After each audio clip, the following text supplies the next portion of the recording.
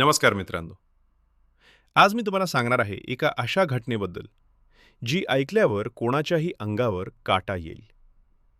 दिल्लीच्या चंदन पार्क भागात राहणारं एक छोटंसं कुटुंब. बाहेरून पाहिलं तर अगदी आनंदी दिसायचं. वडील नोकरी करायचे, आई घर सांभाळायची आणि 3 लहान मुलं दिवसभर घरभर खेळत असायची. शेजाऱ्यांच्या मते त्या घरातून नेहमी हसण्याचे आवाज यायचे. सण असो किंवा वाढदिवस, ते कुटुंब कायम एकत्र दिसायचं. पण अनेकदा बंद दरवाजांमागे काय सुरू असतं हे बाहेरच्या जगाला कधीच दिसत नाही. गेल्या काही महिन्यांपासून त्या घरात सतत भांडणं सुरू होती. आर्थिक अडचणी, कर्जाचं टेन्शन आणि रोजचे वाद यामुळे घरातील वातावरण बदलत चाललं होतं. पत्नी अनेकदा नवऱ्याला समजावण्याचा प्रयत्न करायची. मुलांसाठी तरी शांत रहा, सगळं ठीक होईल. पण त्या माणसाच्या मनात राग आणि नैराश्य वाढतच चाललं होतं. त्या रात्री परिसर पूर्ण शांत होता. लोक झोपले होते. पण त्या घरात काहीतरी भयंकर घडत होतं. रात्री उशिरा काही शेजाऱ्यांना हलके रडण्याचे आवाज ऐकू आले. पण घरगुती वाद असेल म्हणून कोणी फार लक्ष दिलं नाही. आणि दुसऱ्या दिवशी सकाळी घराचा दरवाजा उघडताच लोकांच्या पायाखालची जमीन सरकली. घराचा दरवाजा उघडताच समोरचं दृश्य पाहून सगळे हादरले. घरात पूर्ण शांतता होती. पण त्या शांततेमागे एक भयानक सत्य लपलेलं होतं.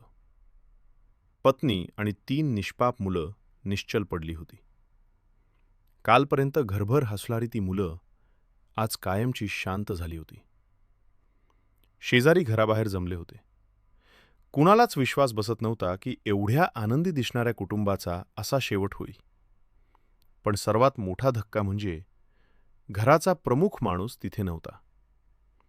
घटना घडल्यानंतर तो अचानक गायब झाला होता आणि त्यामुळे संशय थेट त्याच्यावर गेला. घटनेची माहिती मिळताच दिल्ली पोलिसांची टीम तात्काळ घटनास्थळी पोहोचली. संपूर्ण घर सील करण्यात आलं. फॉरेन्सिक टीम प्रत्येक पुरावा तपासत होती. घरात संघर्षाच्या खुणा दिसत होत्या. काही वस्तू खाली पडलेल्या होत्या. जणू त्या रात्री घरात मोठा वाद झाला होता. पोलिसांनी आसपासचे सीसीटीव्ही फुटेज तपासायला सुरुवात केली. नातेवाईक आणि शेजाऱ्यांची चौकशी सुरू झाली. तपासात समोर आलं की गेल्या काही महिन्यांपासून पोलिसांनी आरोपीच्या शोधासाठी अनेक टीम तयार केल्या. शहरातील वेगवेगळ्या ठिकाणी छापेमारी सुरू झाली. सीसीटीव्ही फुटेज आणि फोन कॉल्सच्या मदतीनं आरोपीपर्यंत पोहोचण्याचा प्रयत्न केला जात होता. दुसरीकडे त्या घराबाहेर लोकांची गर्दी वाढत होती. प्रत्येकाच्या चेहऱ्यावर भीती आणि दुःख स्पष्ट दिसत होतं. 3 छोट्या मुलांच्या मृत्यूची बातमी ऐकून संपूर्ण परिसर हादरला होता. कारण त्या निष्पाप मुलांचा या सगळ्यात काहीच दोष नव्हता. एक शेजारी भावुक होत म्हणाला, राग काही क्षणांचा असतो, पण त्याचे परिणाम पूर्ण आयुष्य उद्ध्वस्त करून जातात. पोलिसांच्या प्राथमिक तपासात कौटुंबिक वाद, आर्थिक ताण आणि मानसिक अस्थिरता असे अनेक मुद्दे समोर आले. मात्र त्या रात्री नेमकं काय घडलं हे अजूनही एक मोठं रहस्य बनलं होतं.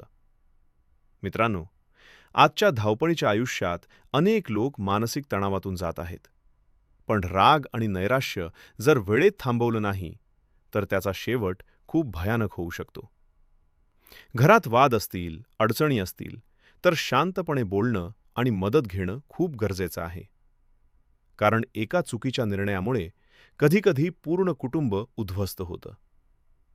आज त्या घरात ना मुलांचं हसणं उरलं, ना आईचा आवाज. उरल्या आहेत फक्त रिकाम्या भिंती आणि काही असे प्रश्न ज्यांची उत्तरं कदाचित कधीच मिळणार नाहीत.